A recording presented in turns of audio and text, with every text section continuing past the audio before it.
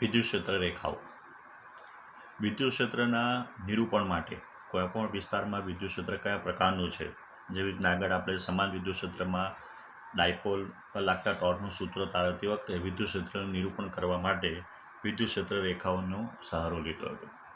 તો વિદ્યુત ક્ષેત્ર રેખા સૌથી પહેલાં માઇકલ ફેરેડે તેનો કન્સેપ્ટ આપણને આપેલો હતો. વિદ્યુત ક્ષેત્ર વાસ્તવિક છે, જ્યારે વિદ્યુત ક્ષેત્ર રેખાઓ જે છે એ એક કાલ્પનિક છે. જ્યારે આપણે કોઈ પણ પ્રકારનું વિદ્યુત ક્ષેત્ર હોય એ વિદ્યુત ક્ષેત્રમાં ધારો કે આપણે કોઈ વિદ્યુત ભાર મૂકીએ, માની કે ધન વિદ્યુત ભાર મૂકીએ, તો એ વિદ્યુત ભાર ઉપર શું થશે? F=QE પ્રમાણે બળ લાગશે. જો આ વિદ્યુત ભાર જે છે એ ગતિ કરવા મુક્ત હોય તો એ કોઈ ચોક્કસ લાઈન ઉપર અથવા કોઈ ચોક્કસ દિશામાં ગતિ કરશે. આ જે વિદ્યુત ભાર, બિંદુવત વિદ્યુત ભાર જે લાઈન ઉપર ગતિ કરે એ લાઈન વિદ્યુત ક્ષેત્ર રેખાઓ હશે. એટલે કે વિદ્યુત ક્ષેત્ર રેખાઓને જો આપણે વ્યાખ્યાયિત કરવું હોય તો જો કોઈ ધન વિદ્યુત ભાર કોઈ વિદ્યુત ક્ષેત્રમાં મુક્ત રીતે ગતિ કરવા માટે સમર્થ હોય તો એ લાઈન જે છે અથવા એ જે રેખા જે બને એ રેખાને શું કહેવાય? તો વિદ્યુત ક્ષેત્ર રેખાઓ કહેવાય. પણ વ્યાખ્યા તરીકે જો આપણે જોવું હોય કે વિદ્યુત ક્ષેત્ર રેખા, તો આપણે 11મા ધોરણે ધારા રેખાને એવું ભણી ગયા છો. ચુંબકીય ક્ષેત્ર રેખાઓ તમે નાના ત્યારે ભણી ચૂકેલા છે. તો ધારા રેખા આપણે શા માટે વ્યાખ્યાયિત કરતા હતા? તો કયા પ્રકારનું વહન છે, કયા વહનમાં અથવા વહનમાં કયા બિંદુ આગળ તરલનો વહનનો વેગ વધારે છે, આ બધું જાણવા માટે આપણે તરલ વહન માટે ધારા રેખાઓ વ્યાખ્યાયિત કરીએ. તો ધારા રેખા માટે આપણે શું કહેતા હતા? તો ધારા રેખા એટલે જે વક્ર ઉપર કોઈ પણ બિંદુ પાસે દોરવામાં આવેલો સ્પર્શક એ તે બિંદુ પાસે તરલ વહનનો જો વેગ દર્શાવે તો માનવાનું કે તે વક્ર એ કઈ છે? તો એ ધારા રેખા છે. તો એ જ પ્રમાણે વિદ્યુત ક્ષેત્ર રેખા, માની લે કે કોઈ વિદ્યુત ક્ષેત્ર રેખા છે,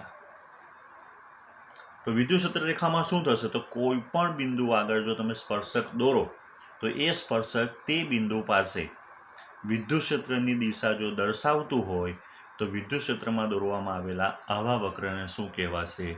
તો વિદ્યુત ક્ષેત્ર રેખા. વિદ્યુત ક્ષેત્ર કાલ્પનિક છે, વાસ્તવિક છે, અને વિદ્યુત ક્ષેત્ર રેખાઓ જે છે એ કાલ્પનિક છે.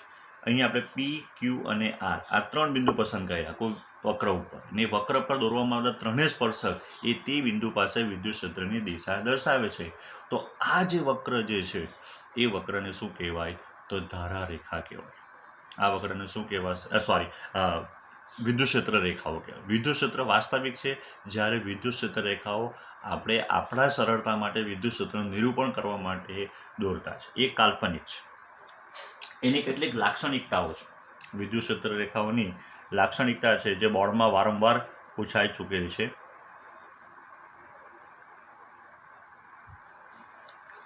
તો પહેલી જે લાક્ષણિકતા જે છે વિદ્યુત ક્ષેત્ર રેખાની પહેલી લાક્ષણિકતા, તો વિદ્યુત ક્ષેત્ર રેખા કોઈ પણ હોય એ સળંગ છે, વચ્ચે કોઈ બ્રેક નથી. વિદ્યુત ક્ષેત્ર રેખાઓ જે છે એ સળંગ છે, એટલે વિદ્યુત ક્ષેત્ર રેખાઓ સળંગ વક્રો ધરાવતી એક પ્રકારની કાલ્પનિક રેખાઓ છે. બીજું, વિદ્યુત ક્ષેત્ર રેખાઓ જે છે તે આપણે આગળ જોઈ ગયા હતા કે જો ધન વિદ્યુત ભાર હોય અને ઋણ વિદ્યુત ભાર હોય તો ધન વિદ્યુત ભારમાંથી વિદ્યુત ક્ષેત્ર રેખાઓ નીકળશે અને ઋણ વિદ્યુત ભારમાં સમાઈ જાય છે. આપણે આગળ જોયું હતું ત્યારે આપણે ધન વિદ્યુત ભારમાં વિદ્યુત ક્ષેત્ર રેખાઓ બહાર તરફ દોડતા હતા અને ઋણ વિદ્યુત ભારમાં અંદર તરફ દોડતા હતા. તો ધન વિદ્યુત ભાર જે છે એ ધન વિદ્યુત ભારમાંથી વિદ્યુત ક્ષેત્ર રેખાઓ જે છે એ બહાર નીકળે છે અને ઋણ વિદ્યુત ભારની અંદર વિદ્યુત ક્ષેત્ર રેખાઓ દાખલ થઈ જાય છે. એ લોકો કોઈ પણ દિવસ બંધ ગાળો રચતા નથી.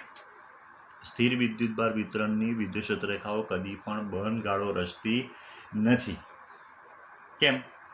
તો પહેલા તો બંધ ગાળો કોને કહેવાય તે જોઈએ. ચુંબકની અંદર શું થાય? તો ચુંબકની અંદર ચુંબકીય ક્ષેત્ર રેખા જે છે એ Nમાંથી નીકળી S તરફ આગળ વધી Sમાં સમાઈ નથી જતી, એ ફરી પાછી ચુંબકની અંદર નીકળીને એન સુધી પહોંચે છે. તો આ જે છે ચુંબકીય ક્ષેત્રરેખાઓ હંમેશા બંધ ગાળો રચે, જ્યારે સ્થિર વિદ્યુતભાર વિતરણની વિદ્યુત ક્ષેત્રરેખાઓ બંધ ગાળો રચતી નથી. જો ફરી પાછી એ અહીંયાથી આમ આવવા જાય તો ઋણમાંથી નીકળશે અને ધનમાં સમાશે, જે ખોટું છે. વિદ્યુત ક્ષેત્રરેખાઓ હંમેશા ધનમાંથી નીકળીને ઋણમાં સમાય, એટલે ધન વિદ્યુતભારમાંથી નીકળે છે અને ઋણ વિદ્યુતભારમાં સમાય છે.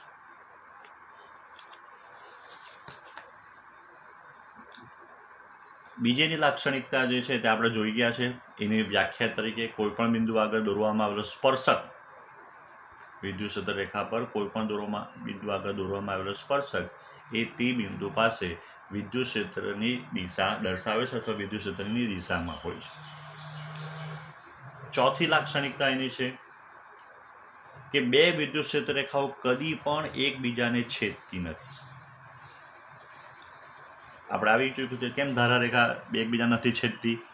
જો ધારારેખા એકબીજાને છેદે તો કોઈ એક જ બિંદુ પાસે તરલ વહનનો વેગ જુદો જુદો બતાવે, જુદી જુદી દિશા બતાવે, જે શક્ય નથી. તો એ જ પ્રમાણે કોઈ એક બિંદુ પાસે વિદ્યુત ક્ષેત્રનું મૂલ્ય પણ એક જ હોય. જો બે ધારારેખા એકબીજાને સ્પર્શે તો એક જ બિંદુ આગળ આપણને બે સ્પર્શક મળે, જે બે જુદી જુદી દિશાઓમાં વિદ્યુત ક્ષેત્ર હોવાનો નિર્દેશ કરે.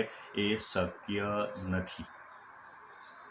હંમેશા ધારારેખાઓ વિદ્યુત ક્ષેત્ર રેખાઓ જે છે એકબીજાને છેદતી નથી, કારણ કે જો છેદે તો છેદન બિંદુ પાસે બે સ્પર્શક મળે. કોઈ એક જ બિંદુ પાસે વિદ્યુત ક્ષેત્રની કોઈ એક જ દિશા હોય છે, એટલે બે વિદ્યુત ક્ષેત્ર રેખાઓ કદી એકબીજાને છેદી શકતી નથી. પાંચમી જોઈએ તો સમાન વિદ્યુત ક્ષેત્ર જે છે એની વિદ્યુત ક્ષેત્ર રેખાઓ એકબીજાને સમાંતર અને સમાન અંતરે આવેલી હોય છે. એકબીજાને સમાંતર અને સમાન અંતરે આવેલી હોય છે.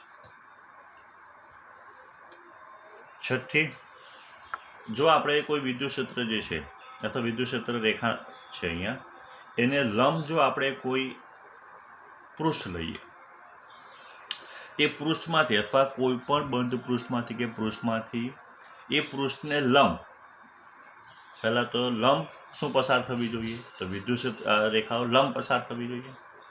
તો આપણે એમ કહી શકાય કે એકમ ક્ષેત્રફળ ધરાવતા પૃષ્ઠમાંથી લંબ રૂપે પસાર થતી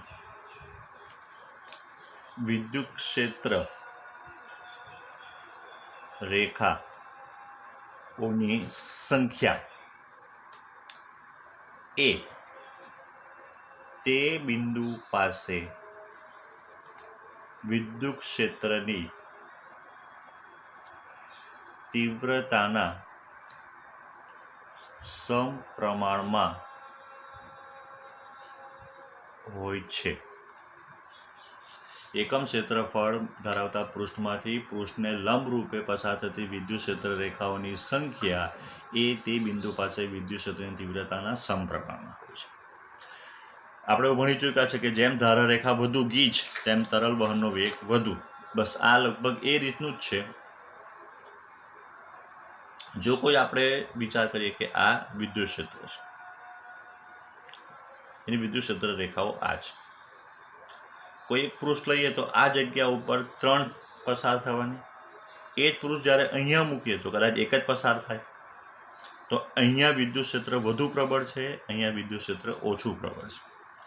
એટલે જ્યાં વિદ્યુત ક્ષેત્ર રેખાઓ વધુ ગીચ હશે એકબીજાથી ત્યાં વિદ્યુત ક્ષેત્ર પ્રબળ હશે, જ્યાં વિદ્યુત ક્ષેત્ર રેખાઓ છૂટી છૂટી હશે ત્યાં વિદ્યુત ક્ષેત્ર જે છે એ ઓછું ગીચ હશે. હવે આપણે જોઈએ જુદા જુદા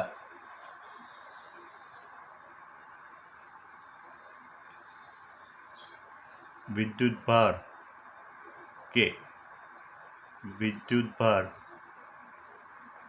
તંત્રની વિદ્યુત ક્ષેત્ર રેખા કેવી રીતના દોરી શકાય. તો ઓલરેડી આપણે એક બે તો ચર્ચા કરી ચૂક્યા છે. પહેલું આપણે ધન વિદ્યુતભાર લઈએ અને ઋણ વિદ્યુતભાર બિંદુવત, એ બે છૂટા છૂટા અલગ અલગ છે. તો ધન વિદ્યુતભારમાંથી શું થશે? તો ધન વિદ્યુતભારમાંથી વિદ્યુત ક્ષેત્ર રેખાઓ જે છે આ રીતે બહાર નીકળશે. ત્રિજ્યાવર્તી બહારની બાજુ એમ કહી શકાય. જ્યારે ઋણ વિદ્યુતભારમાં વિદ્યુત ક્ષેત્ર રેખાઓ અંદર તરફ આવશે એ ત્રિજ્યાવર્તી અંદરની બાજુ છે એમ કહી શકાય.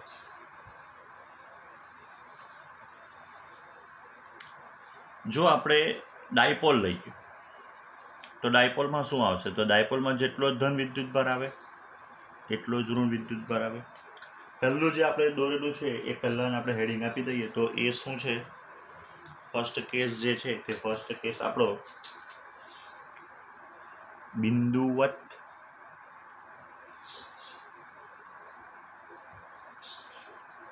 વિદ્યુતભાર. હવે વિદ્યુત ડાયપોલ. તો વિદ્યુત ડાયપોલની શું આવશે? તો વિદ્યુત ડાયપોલ માટે તો એક સૂત્ર છે કે ભાઈ કોઈ પણ વિદ્યુતભારમાંથી કેટલી વિદ્યુત ક્ષેત્ર રેખાઓ નીકળે. પાછળથી આપણે સાબિત બી કરશું સૂત્ર બે રીતે. તો એ સૂત્ર છે n બરાબર બીટા ક્યુ બાય એપ્સિલોન 0. કોઈ પણ વિદ્યુતભાર ક્યુ હોય તો એ વિદ્યુતભાર ક્યુમાંથી કેટલી વિદ્યુત ક્ષેત્ર રેખાઓ નીકળે? તો ક્યુ બાય એપ્સિલોન 0 અથવા beta Q by epsilon 0. Beta એક આર્બિટરી કોન્સ્ટન્ટ છે, તમે એની કોઈ પણ વેલ્યુ લઈ શકો. 1 2 3 0 ને લઈ શકો. એ સિવાય તમે કોઈ પણ ધન વેલ્યુ લઈ શકો અથવા મોટે ભાગે બીટાને 1 લેવામાં આવે એટલે સૂત્ર બની જાય ક્યુ બાય એપ્સિલોન 0. તો ક્યુ બાય એપ્સિલોન 0 પરથી જોવા જઈએ તો બંનેનો વિદ્યુતભારના મૂલ્ય સમાન છે. આના પ્લસ ક્યુ એના રેખામાંથી વિદ્યુત ક્ષેત્ર રેખા નીકળશે, આની માઇનસ ક્યુ તો વિદ્યુત ક્ષેત્ર રેખાઓ દાખલ થશે. સંખ્યા પ્લસ માઇનસનો અર્થ આ રીતે કરી શકાય. તો આ ધન વિદ્યુતભારમાંથી જેટલી વિદ્યુત ક્ષેત્ર રેખાઓ જે છે નીકળે એ બધી જ વિદ્યુત ક્ષેત્ર રેખાઓ જે છે એ ઋણમાં સમાય. ધારો કે કોઈ આ બાજુથી નીકળી છે તો એ ફરીથી આખું ફરીને આવી જશે.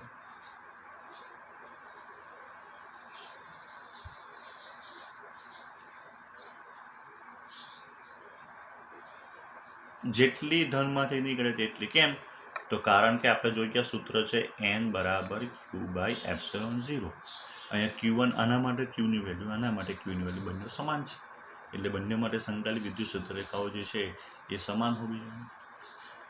બીજું આપણે જોયું કે વિદ્યુત ક્ષેત્ર રેખાઓ છે, માની લે કે આ એક દોરી બાંધેલી છે આપણે બે વચ્ચે. તો આ જે એરો એવું બતાવે છે કે ઋણ વિદ્યુતભાર જે છે તે ધન વિદ્યુતભારને પોતાના તરફ ખેંચે છે.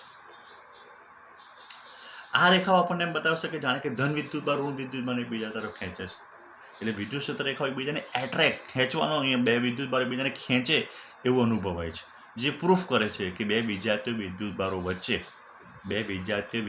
વચ્ચે શું થાય? તો આકર્ષણ અનુભવાય. હવે વિદ્યુત ડાયપોલની જગ્યા ઉપર આપણે માની લઈએ કે બે વિદ્યુતભાર છે નજીક. બંને વિદ્યુતભાર જે છે એ Q1 અને Q2 છે અને Q1 is not equals two Q2 છે. બંને ધન વિદ્યુતભારો છે અને બંનેના આપણે એમ કહી શકાય કે મૂલ્ય જુદા જુદા છે. તો આ પ્લસ છે, આ બી પ્લસ, આ Q1, આ Q2. તો શું થશે?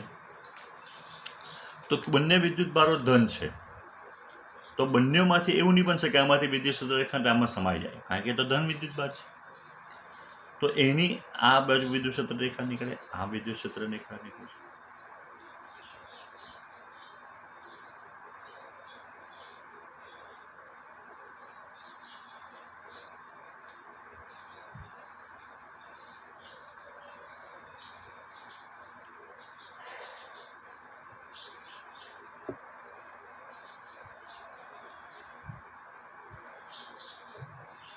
એની વિદ્યુત ક્ષેત્ર રેખા આ રીતે દોરી શકાય.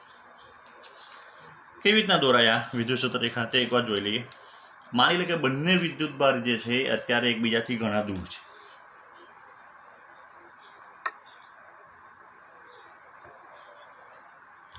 તો આની વિદ્યુત ક્ષેત્ર રેખાઓ આપણને આવી મળશે.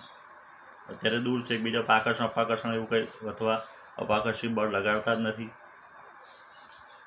આની પણ આપણને આ રીતની જ મળશે.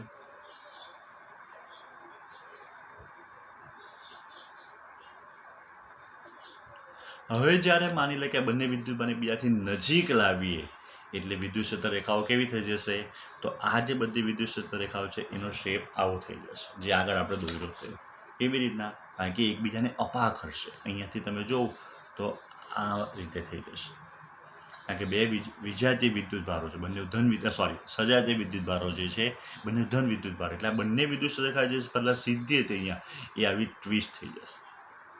એવી રીતના એક પ્રકારનું આપણે એમ કહી શકાય કે શું લાગે? તો એક પ્રકારનું આ રીતે તમે જોવા જઈએ તો એ અપાકર્ષણ લાગશે.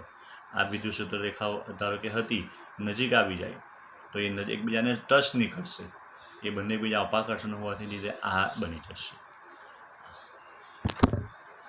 હવે આપણે એવું જોઈએ કે બે વિદ્યુત ભારો જે છે એ બંને વિદ્યુત ભારો વિજાતીય છે પણ સમાન મૂલ્યના નથી.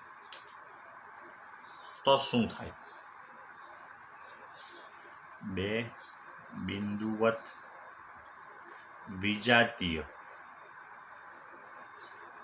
વિદ્યુત ભાર plus Q1 minus Q2, Q1 અથવા modulus of Q1 is not equals to modulus of Q2, બંનેના વિદ્યુતભારના મૂલ્ય. તો આ પ્લસ વિદ્યુતભાર છે Q1, આ માઇનસ વિદ્યુતભાર છે Q2. તો આની વિદ્યુત ક્ષેત્ર રેખાઓ કેવી રીતના દોરાશે? તો આમાં બે પ્રકારની આપણે વિદ્યુત ક્ષેત્ર રેખાઓનો ભાગ પાડીએ. એક તો ઉદાહરણ તરીકે આપણે એવું માની લઈએ કે Q1 નું મૂલ્ય 10 છે અને Q2 નું મૂલ્ય જે છે તે 8 છે, અથવા Q1 નું મૂલ્ય જે છે તે 20 છે અને Q2 નું મૂલ્ય 10 છે. એટલે Q2 નું 10 છે અને Q1 નું 20 છે. તો Q2 જો 10 હશે મૂલ્ય, તો Q1 માંથી 10 વિદ્યુત ક્ષેત્ર રેખાઓ એવી મળશે આપણને જે Q2 માં સમાશે. માની લે કે આપણે એમાં 10 ની પણ થોડીક દોરી દઈએ કે આ એવી વિદ્યુત ક્ષેત્ર રેખાઓ જે છે જે Q1 માંથી નીકળીને Q2 માં સમાય. કેટલી થઈ? 1 2 3 4 5 6 7 8 9 ને 10.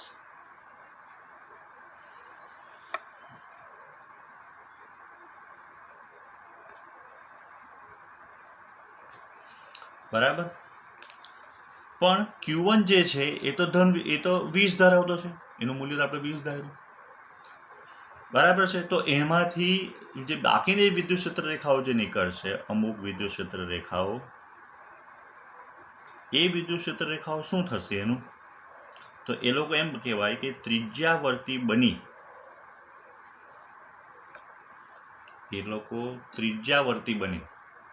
અનંત યાત્રાએ નીકળી જાય. એટલે કે ફરી પાછી ઋણ વિદ્યુતભાર સુધી એ આવતી નથી. જો Q1 કરતા Q2 નું મૂલ્ય વધારે હશે તો Q2 માં એવું બનશે કે અનંત અંતરેથી અમુક વિદ્યુત ક્ષેત્ર રેખાઓ આવશે અને Q2 માં સમાઈ જશે, જે ખરેખર Q1 માંથી નીકળી જ નથી. તો આ રીતે જ્યારે બે વિજાતીય વિદ્યુત ભાર હોય અને બંનેના મૂલ્ય જો જુદા જુદા હોય તો એમાંથી બંનેનું જે કોમન હોય જે મૂલ્ય, અથવા જે બે કોમન વિદ્યુત ક્ષેત્ર રેખાઓ ઓછામાં ઓછું મૂલ્ય હોય એટલી વિદ્યુત ક્ષેત્ર રેખાઓ એક વિદ્યુતભારમાંથી નીકળીને બીજામાં સમાશે.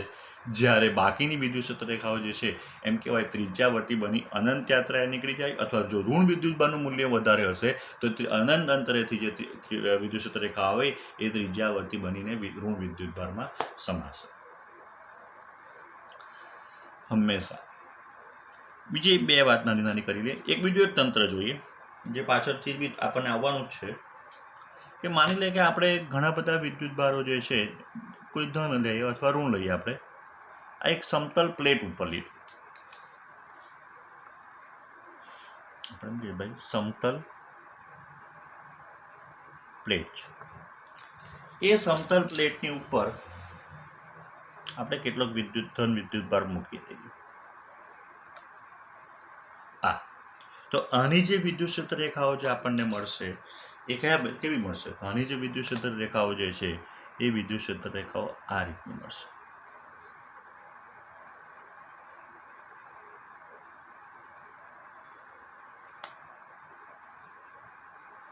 એકબીજાથી સમાન અંતરે અને એકબીજાને સમાંતર આવેલી હશે. એમ કારણ કે સમતલ પ્લેટને કારણે જે વિદ્યુત ક્ષેત્ર ઉત્પન્ન થાય એ સમાન વિદ્યુત ક્ષેત્ર ઉત્પન્ન થશે. એ પાછળથી આપણે સાબિત બી કરવાના છે. બીજી વાત, આપણે ક્યારના એવો શબ્દ વાપરતા છે કે બિંદુવત વિદ્યુતભાર અથવા કોઈ પણ વિદ્યુતભારી તંત્ર હોય, માની લે કે આ રીતનો છે, અહીંયા વિદ્યુતભાર છે, તો એની વિદ્યુત ક્ષેત્ર રેખાઓ જે છે એની વિદ્યુત ક્ષેત્ર આપણે એમ કહેતા કે ત્રિજ્યાવર્તી બને. અહીંયા બી આપણે જે દોરી એ આમ થોડું ત્રિજ્યાવર્તી કરી દીધું, કર્વ જેવો કરી દીધું. કેમ? એનું કારણ શું? કે જો વિદ્યુત ક્ષેત્ર રેખાઓ ત્રિજ્યાવર્તી ન બને, આ જગ્યાનું સ્થાનિક પૃષ્ઠ અથવા પૃષ્ઠ કોને કહેવાય? તો એનો સ્પર્શક જે છે તે પૃષ્ઠ કહેવાય. સ્પર્શક અને ત્રિજ્યા હંમેશા એકબીજાને લંબ આવે. તો જ્યારે આપણે એમ કહી શકાય કે આ કોઈ વિદ્યુતભાર જે છે એને એની વિદ્યુત ક્ષેત્ર રેખાઓ લંબ હોય, આ નીકળતી હશે, આપણે ખોટું દોર્યું, બહારથી આવે. ઋણ વિદ્યુતભાર હોય તો અંદરથી આવશે, ધન વિદ્યુતભાર હોય તો બહાર જાય. તો એની પૃષ્ઠને હંમેશા લંબ જ થાય, ને પૃષ્ઠને લંબ કોણ બને? ત્રિજ્યા. કેમ? તેનું રીઝન છે કે આ જે બધા વિદ્યુતભારો જે સ્થિર છે. આપણે યાદ હોય તો એક વખતે ઉદાહરણ આપેલું કે જ્યારે આપણે ત્યાં સ્કૂલમાં માસી પોતું મારે તો ત્યારે એનું જે પોતું મારવાનું જે દંડો છે એ થોડોક આ રીતનો ક્રોસ રાખે કે જેથી બે ઘટકો ઉત્પન્ન થાય, એક સપાટીને લંબ ઘટક અને બીજો સપાટીને સમાંતર ઘટક. બરાબર છે. જો બળનો લંબ હંમેશા જો બળ સપાટીને લંબ રૂપે લાગે તો સપાટીને સમાંતર ઘટક ઉત્પન્ન થાય જ નહીં. આ જે વિદ્યુતભારો છે એ વિદ્યુતભારો સ્થિર વિદ્યુતભારો છે, ગતિ કરતા નથી સપાટી ઉપર એની જાતે. તો એ ક્યારે પોસિબલ બને કે જે વિદ્યુત ક્ષેત્ર રેખાઓ જે છે એ વિદ્યુત ક્ષેત્ર રેખાઓ એ ત્રિજ્યાવર્તી બને કે જેથી એ સપાટીને લંબ રૂપે જ આવે. ને જો સપાટીને લંબ રૂપે જો બળ લાગતું હોય તો આપણને ખબર છે કે સપાટીને લંબ રૂપે બળ લાગતું હોય તો એનો સપાટીને સમાંતર ઘટક ઉત્પન્ન થતો નથી. એટલે એ જે વિદ્યુતભાર ગતિ કરી શકતો નથી, વિદ્યુતભાર સ્થિર રહે છે. એ પાછળથી બીજા ચેપ્ટરમાં બી આપણે આનું થોડું ડિટેલમાં ચર્ચા કરવાના છે, પણ અત્યારે થોડી એની ઉપર આપણે ચર્ચા કરી લીધી.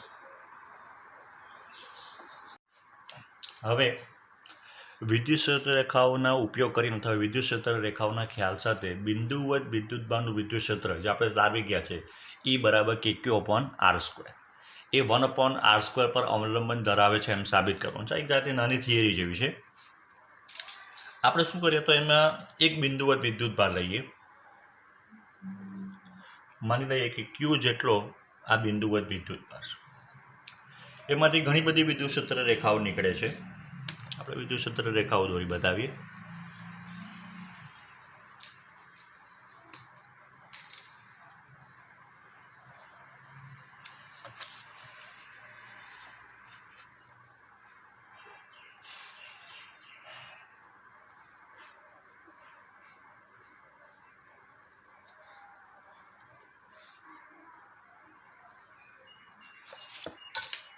આ બધી વિદ્યુત ક્ષેત્ર રેખાઓ છે. વિદ્યુત ક્ષેત્ર જે રેખાઓ ત્રિપરિમાણીય હોય, એટલે કે શંકુ જેવી. આપણને ભલે આ શંકુ જેવું છે, એટલે અહીંયા જે ખૂણો બનશે એ ખૂણો કેવો કહેવાય? તો એ ખૂણો ઘનકોણ કહેવાય. એટલે માની લે કે ડેલ્ટા ઓમેગા જેટલો અહીંયા ઘનકોણ બનાવે. આપણે કોઈ એક બિંદુ પસંદ કરીએ, P1. આ O બિંદુ છે, આ P1 બિંદુ છે. એ જ પ્રમાણે કોઈ બિંદુ P2 પાસે, આ P2 છે. બીજું એક ક્ષેત્રફળ દોરીએ. જે અંતરની વાત છે તો આ જે ડિસ્ટન્સ છે એ માની લઈએ R1 છે અને આ જે ડિસ્ટન્સ છે એ R2 છે. બરાબર. હવે ઘનકોણ માટે આપણે એવું ભણી ચૂક્યા છે કે ભાઈ ઘનકોણને કેવી રીતના વ્યાખ્યાયિત થાય? ડેલ્ટા ઓમેગા બરાબર, તો ગુજરાતીમાં એનું સૂત્ર કયું આવે? તો ચાપ, ખૂણો બરાબર ચાપ ભાગ્યા ત્રિજ્યા. તો અહીંયા આવશે ક્ષેત્રફળના છેદમાં ત્રિજ્યાનો વર્ગ. તો ધેરફોર ક્ષેત્રફળ ઇઝ ઇક્વલ્સ ટુ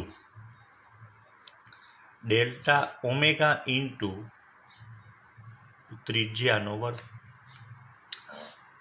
ધેરફોર જે P1 પાસેનું ક્ષેત્રફળ છે એને જો આપણે A1 કહીએ તો એ કેટલું થશે? તો delta omega into R1 square. P2 પાસેનું જે ક્ષેત્રફળ છે A2 બરાબર delta omega into R2 square. બરાબર છે. હવે આપણે એવું ભણી ચૂક્યા છે કે અથવા વિદ્યુત રેખાઓની લાક્ષણિકતામાં આપણે એવું જોઈ ગયા છે કે કોઈ પણ બિંદુ પાસે, અથવા પહેલા એક કામ કરીએ કે ધારો કે Q માંથી સ્મોલ n ક્ષેત્ર રેખાઓ નીકળે છે. ધેરફોર એકમ ક્ષેત્રફળમાંથી લંબ રૂપે પસાર થતી ક્ષેત્ર રેખાઓની સંખ્યા જે P1 માટે કેટલી થશે? સપોઝ N1 ગણીએ તો n upon delta omega into R1 square. કેવી રીતના તો જોઈએ. P1 આગળનું ક્ષેત્રફળ જે આપણે ધાર્યું તે કેટલું છે? A1 બરાબર ડેલ્ટા ઓમેગા R1 સ્ક્વેર. બરાબર. અહીંયાથી n આ જે 1 2 3 4 5 આપણે ધારો કે આશરે લીધેલી છે એ n રેખાઓ છે, સ્મોલ n. તો આખા ક્ષેત્રફળ જે છે એમાંથી n રેખા પસાર થતી, તો એકમ ક્ષેત્રફળમાંથી કેટલી પસાર થાય? તો એ આવવાની n અપોન a, એટલે n અપોન A1. તો A1 બરાબર તો કેટલું છે? Delta omega into R1 square. P2 માટે N2 બરાબર, તો P2 માટે N2 બરાબર n upon delta omega into R2 square થશે. પર આપણે વિદ્યુત ક્ષેત્ર રેખાઓમાં એવું ભણી ચૂક્યા છે કે આ જે છે એ n પ્રોપોર્શનલ ટુ શું છે? તો n કોણ છે? એકમ ક્ષેત્રફળથી લંબ રૂપે પસાર થતી વિદ્યુત ક્ષેત્ર રેખાઓની સંખ્યા. તો વિદ્યુત ક્ષેત્ર રેખાની લાક્ષણિકતામાં આપણે એવું ભણી ગયા છે કે એ વિદ્યુત ક્ષેત્ર રેખા કઈ એકમ ક્ષેત્રફળથી લંબ રૂપે પસાર થતી વિદ્યુત ક્ષેત્ર રેખાઓની સંખ્યા તે બિંદુ પાસે વિદ્યુત ક્ષેત્રના કેવા હોય? સમપ્રમાણમાં હોય. તો therefore E1 proportional two N1 અને E2 proportional two N2. E1 E2 કોણ? તો E1 E2 આપણે એમ કહી શકાય કે આ જગ્યાએ વિદ્યુત ક્ષેત્ર E1, આ જગ્યાએ વિદ્યુત ક્ષેત્ર જે છે તે E2 Qનું. તો therefore E1 by E2 is equals to N1 by N2. Therefore E1 upon E2 is equals to N1. तो N1 upon small n delta omega into R1 square, small n upon delta omega into R2 square. Therefore, E1 upon E2 equals to R2 square by R1 square. Therefore, આપણે કહી શકાય કે E proportional to 1 upon R. ઘણી વખત આપણે આના ઉપરથી આ લખતા હોતા છે કે ભાઈ E proportional to 1 upon R હોય તો આપણે શું લખીએ? E1 proportional to 1 upon R1 ને E2 proportional to 1 upon R2. બંને ડિવાઈડ કરે તો આ એકબીજાના વ્યસ્ત પ્રમાણમાં થઈ જાય. એટલે આના ઉપર R સ્ક્વેર. એટલે આપણે એવું કહી શકાય કે E proportional to 1 upon R square બિંદુવત વિદ્યુતભારનું વિદ્યુત ક્ષેત્ર જે છે એ 1 upon R સ્ક્વેરના સમપ્રમાણમાં અથવા R સ્ક્વેરના વ્યસ્ત પ્રમાણમાં હોય છે. જો કોઈ વિદ્યુત ક્ષેત્ર જે છે એ અંતર પર વિદ્યુત અથવા સાદી ભાષામાં, એકદમ સાદી ભાષામાં કોઈ વિદ્યુત ક્ષેત્રના સૂત્રમાં, વિદ્યુત ક્ષેત્ર શોધવા માટેના સૂત્રમાં જો અંતર r આવે, અંતર કોઈ પણ પદમાં સ્ક્વેર, r ક્યુબ ગમે તે આવે, જેવી રીતના ડાયપોલમાં r ક્યુબ આવતો હતો, બરાબર ધ્યાન આપ્યું, જો એ વિચાર કર્યો હોય તો r ક્યુબ આવતો હતો. અહીંયા R² આવતું છે, કોઈ વખત R પણ આવે, તો માનવાનું કે એ વિદ્યુત ક્ષેત્ર જે છે એ વિદ્યુત ક્ષેત્ર સમાન વિદ્યુત ક્ષેત્ર નથી. સમાન વિદ્યુત ક્ષેત્ર એટલે કોઈ પણ બિંદુ પાસે વિદ્યુત ક્ષેત્ર સમાન જ હોવું જોઈએ. આ અંતર સાથે બદલાતું છે એટલે વિદ્યુત ક્ષેત્ર સમાન નથી. આપણે ધીરે ધીરે પાછળથી અત્યારે જોવાના છે કે ભાઈ સમાન વિદ્યુત ક્ષેત્ર કેવી રીતના ઉત્પન્ન કરી શકાય, કે જેમાં R વાળું અથવા અંતરનું કોઈ પદ જ નહીં આવે. આગળ આપણે જ્યારે આ એક વિદ્યુતભારનું પ્રેરણ એટલે કે વિદ્યુતભાર, કોઈ પદાર્થને વિદ્યુતભારિત કરવામાં કોઈ એક બે વિદ્યાર્થીના ફોન આવ્યા હતા કે સર આ કંઈક ટૉપિક બાકી છે, જોઈ લઈએ આપણે. તો કોઈ પણ પદાર્થને વિદ્યુતભારિત કરવાની મુખ્યત્વે બે રીત છે, એક ભૌતિક સંપર્ક કરીને અને બીજો ભૌતિક સંપર્ક કર્યા વિના, જેને વિદ્યુતભારનું પ્રેરણ પણ કહેવાય. તો આપણે માની લઈએ કે આ બે ગોળા છે સુવાહક, એના વાહક સ્ટેન્ડ ઉપર મૂકેલા છે. ક્યાં તો આ બંને ગોળાને એકબીજાની સંપર્કમાં લાવો, ટચ કરાવો ને છોડી દો, અથવા બે ગોળા વચ્ચે કોઈ સુવાહક તાર જોડો. એટલે શું થશે? તો કદાચ એવું બની, માની લે કે પહેલાં એક ગોળા ઉપર વિદ્યુતભાર છે ને બીજા ગોળા ઉપર વિદ્યુતભાર નથી. તો જ્યારે આપણે એને ભૌતિક સંપર્કમાં લાવીએ, કાં તો બંનેને ટચ કરાવો અથવા બંને વચ્ચે સુવાહક તાર, તો એક ગોળા ઉપરથી બીજા ગોળા ઉપર વિદ્યુતભાર જે છે એ ટ્રાન્સફર થશે. તો આ સંપર્ક કરીને આપણે એમ કહી શકાય કે વિદ્યુતભારને એક પદાર્થને પરથી વિદ્યુતભાર બીજા પદાર્થ પર મોકલાવાય. બરાબર? જો એવું બને કે આ બંને ગોળા જે છે એ બંને ગોળા સમાન હોય બધી રીતે, તો ધારો કે આના પર ક્યુ વિદ્યુતભાર હશે ને બંને ગોળા સમાન હશે, તો બંને ગોળા ઉપર Q/2 જ્યારે સંપર્ક લાવીને છોડી દેવામાં આવે તો બંને ગોળા ઉપર Q/2 જેટલો કુલ વિદ્યુતભાર હતો અને અડધો વિદ્યુતભાર વહેંચાઈ જશે. માની લે કે આપણી પાસે આ એક ગોળો છે, આ બીજો, બંને સમાન ગોળા છે. આના ઉપર 3Q જેટલો વિદ્યુતભાર છે, આના ઉપર માની લે કે 2Q જેટલો વિદ્યુતભાર. બંનેને સંપર્કમાં લાવો એટલે બંને ગોળા પર કુલ વિદ્યુતભાર કેટલો થવાનો? તો બંને પર કુલ વિદ્યુતભાર થવાનો 5Q. તો આના પર જ્યારે સંપર્કમાં છો તો આના 5Q/2, આના પર 5Q/2 જેટલો વિદ્યુતભાર આવે. આના પર પ્લસ વિદ્યુતભાર છે, આના પર માઇનસ વિદ્યુતભાર છે, તો કુલ વિદ્યુતભાર થવાનો Q, કેમ કે 3Q - 2Q એટલે Q, એટલે ફરી પાછો Q/2 વહેંચાઈ જાય. એટલે જેટલો વિદ્યુતભાર કુલ વિદ્યુતભાર હોય સંપર્ક કરાવતા પહેલાં, તો એનો અડધો વિદ્યુતભાર સંપર્ક કરાવ્યા પછી વહેંચાઈ જાય. પણ ક્યારે? જ્યારે બંને ગોળા સમાન હોય તો, બંનેના પરિમાણ સમાન હોય તો.